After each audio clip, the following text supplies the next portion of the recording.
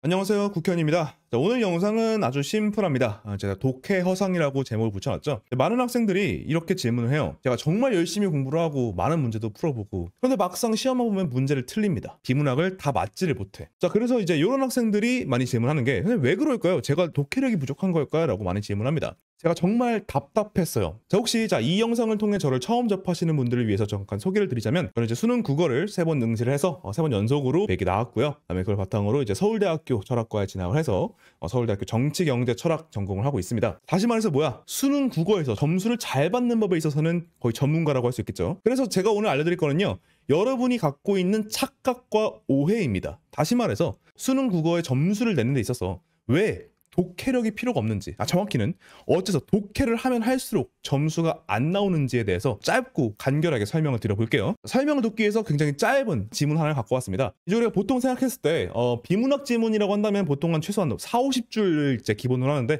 이건 몇 줄이에요? 딱 3줄짜리죠. 아주 짧은 하나의 문단입니다.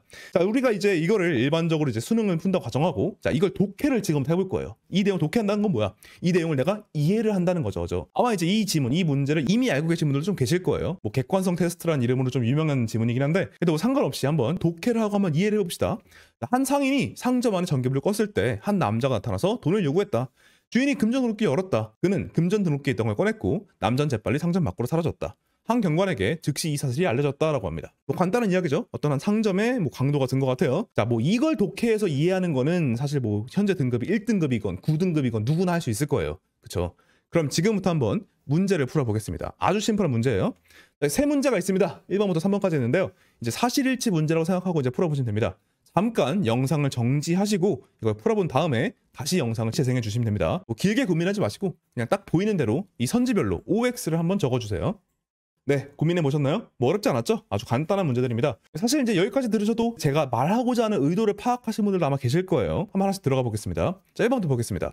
상점은 영업을 마칠 준비를 하고 있었다. 자, 얘는 어떻습니까? 얘는 사실이 아니죠. 정확히는 판단할 만한 근거가 없죠. 자, 이 1번 선지에 낚인 분은 아마 거의 없을 거예요. 왜냐면은 봐봐요. 이 내용상 한 상인이 상점 안에 전기불을 껐다고 했지, 이 전기불을 끄는 것 자체가 영업을 마칠 준비라고는 나와 있지 않습니다. 그렇기 때문에 이거는 엄밀히 말하면 그냥 다른 이유로 불을 끄는 걸 수도 있잖아. 그죠? 그렇기 때문에 영업을 마칠 준비를 하고 있었다는 거는 정확히는 나타나지 않은 내용입니다. 따라서 X가 되겠고요. 자, 2번 볼게요. 자, 2번 선지가 좀 중요한데요. 자, 2번 선지에서 좀 고민하거나 긴가민가 하신 분들은 감이 굉장히 좋으신 분들이고요. 이번은 당연히 넘어갔다 하신 분들은 이번 영상에서 굉장히 많은 걸 얻어갈 수 있을 겁니다. 자, 상점 주인이 상점에 전기불을 껐을 때 한 남자가 나타났다라고 했습니다. 언뜻 보면 맞아 보여요. 문제 없는 선지 같거든요. 왜냐면 이 내용 그대로 나왔잖아, 그치? 하지만 그대로 나오지 않았죠. 자, 여기서 뭐라 했어요? 한 상인이 상점 안에 전기불을 껐을 때 남자가 나타나 돈을 요구했다라고 했어요. 자, 그리고 여기 선지는 뭐라고 했어? 상점 주인이 상점에 전기불을 껐을 때 남자가 나타났다라고 했습니다. 두 개는 같아 보이지만 달라요. 하나는 상인이고 하나는 주인이에요. 자, 봐봐요. 여기 나온 이 상인과 밑에 나온 이 주인이 동일 인물이라고는 한 번도 등장하지 않았습니다. 하나의 상점에 여러 명의 상인이 있을 수 있잖아요. 그죠? 그 중에 한 명이 주인일 수 있는 거고요. 어떤 상인이 불을 껐고 그 주인은 별개의 인물일 수 있어요. 자, 바로 이런 포인트거든요. 봐봐요. 내가 이 지문, 이 글을 내가 이해했다, 독해했다고 했을 땐 자연스러운 플로우에서는 이 상인과 주인이 동일 인물인 게 자연스러워요. 그죠? 하지만 엄밀히 따져봤을 때 그렇다는 보장이 없다는 거예요. 이게 바로 독해 허상이에요. 내가 이걸 독해했다, 이해했다라고 하는 그 착각, 그 허상이 여러분에게 사실관계를 헷갈리게 만들고 편견과 고정관념을 심어주게 되는 겁니다. 이걸 독해했다라고 하는 그 착각, 그 느낌이 굉장히 위험한 이유입니다.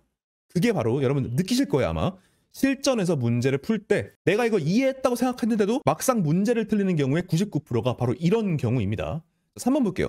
자, 금전 등록기가 열렸고 그 안에 있던 것이 꺼내졌으며 그 후 한 남자가 상점 밖으로 나갔다. 자, 이거 어떻습니까? 자, 이건 완벽히 일치하죠. 왜? 그냥 있는 사실만을 나열했어요. 금전 등록기가 열렸다. 그죠? 그 다음에 거기 안에 있던 것들이 꺼내졌고요. 그 후에 한 남자가 상점 밖으로 나갔다. 정확히 일치하네요. 그죠? 3번 같은 경우에는 모든 사실관계가 그냥 1대1로 대응이 되고 있습니다. 자, 비문학의 본질이 바로 이런 식이에요. 여러분에게 전체 스토리를 파악해라, 또는 어떤 맥락인지 파악해라고 묻는 것이 아니라 엄밀하게 개념 간의 관계들, 개념 간의 어떤 상호 관계를 맺고 있는지, 무엇이 등장했고 무엇이 등장하지 않았는지, 그것을 묻는 것이 바로 비문학, 독서에서 물어보는 내용들입니다. 바로 몇 개월 전에 있었던 6평 문제 하나를 보겠습니다. 자, 이건 이제 2026학년도 6월 비문학 문제인데요. 다들 아마 이 영상 보고 계신 분들은 아마 접하셨던 그런 문제일 거예요. 이제 10번 문제인데요. 윗글의 내용과 일치하지 않는 것은, 즉 틀린 걸 고르라라는 그런 문제죠. 사실일치 문제, 아주 간단한 문제예요.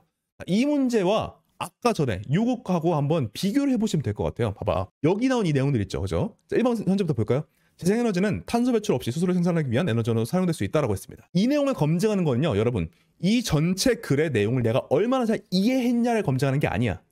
이 내용이 나온 위치를 가서 이 내용이 정말 이렇게 나왔냐? 똑같은 말로 표현이 됐냐? 똑같은 의미로 표현이 됐냐를 검증하는 거예요.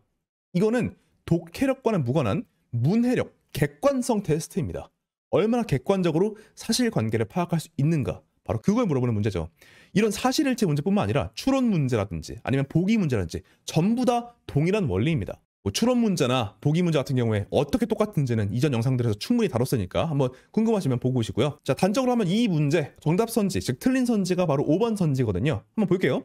수소연료 전지에서 수소이온은 전자와 마찬가지로 도선을 통해 이동한다. 자, 만약에 이 전체 지문을 내가 읽고 내가 독해했다고 내가 느끼고 있어, 착각을 하고 있어, 그러면 5번 선지는 맞는 것 같아 라고 넘길 수 있어요. 왜냐, 실제로 마지막 즈음에 뭐가 나오냐면은 수소이온이나 전자가 도선을 통해 간다, 이런 내용이 등장하거든. 그래가지고 이런 내용 나왔었는데 뭐지? 나왔던 것 같은데? 하는 식으로 헷갈리기 시작하거든요. 물론 이 문제가 그렇게 어렵지 않기 때문에 헷갈리더라도 빠르게 검증을 할 수 있겠지만, 이런 것들이 논리가 쌓이고 쌓이는 굉장히 어려운 추론 문제 같은 경우에는 오히려 이런 착각들, 고정관념이 굉장히 크게 작용할 수 있습니다. 단순히 이건 내가 주의를 기울인다, 내가 더 정확하게 봐야지 해서 끝나는 게 아니에요. 이런 엄밀성에서 문제가 발생하게 되는 거는요, 이거는 기본적으로 문제를 접근하는 방식을 고치지 않으면 이 실수는 결코 교정이 되지 않습니다. 자, 이 10번 문제 5번 선제 정답의 이유는 바로 뭐야? 수소 이온과 전자가 둘 다 도선을 통해 이동하다 했는데, 아니야, 이 내용 뭐라 나왔어? 수소 이온 같은 경우에는 도선이 아니라 전해질을 통해서 이동한다라고 나왔기 때문에 틀렸죠. 그죠? 은근슬쩍 묻어가려는 그런 선지들을 잘 골라낼 수 있는 것은 바로 여러분의 독해력이 아니라 여러분의 문해력입니다. 사실관계만을 놓고 파악할 수 있는 바로 그 능력이요. 그렇기 때문에 전체 글을 다 읽고 내가 이 내용을 이해하고 내가 이 내용을 분석하고 받아들이는 것은 실전에서 문제를 푸는데 크게 도움이 되지 않는다는 거예요. 우리에게 필요한 건 뭐야? 문제를 푸는데 필수적으로 요구되는 그런 정보들, 객관적으로 등장한 요소들, 근거들, 그것만을 바탕으로 선지를 판단해야죠. 다른 분위기나 행간에 있는 내용, 그런 것들이 영향을 미치기 시작하면요, 헷갈리기 시작하고 정답을 골라낼 수가 없게 되는 겁니다. 자, 이번 영상을 통해서 여러분이 얻어가실 건 바로 이겁니다. 우리가 수능 국어에서 비문학 문제에 접근하는 방식은 글 전체를 읽고 내가 이해한다는 태도로 들어가면 절대로 안 된다. 그래서는 오히려 그 맥락과 분위기에 압도당해서 오히려 헷갈리고 오답이 나오기가 쉽다. 우리는 어떻게 한다? 반드시 개별 사실관계만을 바탕으로 선지를 판단할 수 있어야 한다. 자, 이게 바로 국어를 만점을 맞을 수 있는 비결입니다. 사실 그렇게 어렵지도 않아요. 왜냐하면 오히려 다른 것들 다 걷어내고 그냥 있는 사실들만을 바탕으로 검증을 시작하면요, 사실 생각보다 수능 국어는 굉장히 쉽습니다. 그리고 바로 그것들을 여러분에게 보여드리고 또 여러분들에게 훈련시키는 과정이 바로 정규반, 비문학의 역설계 정규반에서 다루고 있는 내용이고요. 실제로 제 수강생들 같은 경우에는 굉장한 효과를 보고 있습니다. 지금 화면에 나오는 것처럼 세화에는 길어봤자 한 3주 정도면 충분했고요. 올해 수능까지 정말 얼마 남지 않았습니다. 남은 시간 최대한 의미 있게 활용하시길 바라면서 꼭 반드시 좋은 결과 얻으시길 바라겠습니다. 그럼 지금까지 국현이었습니다.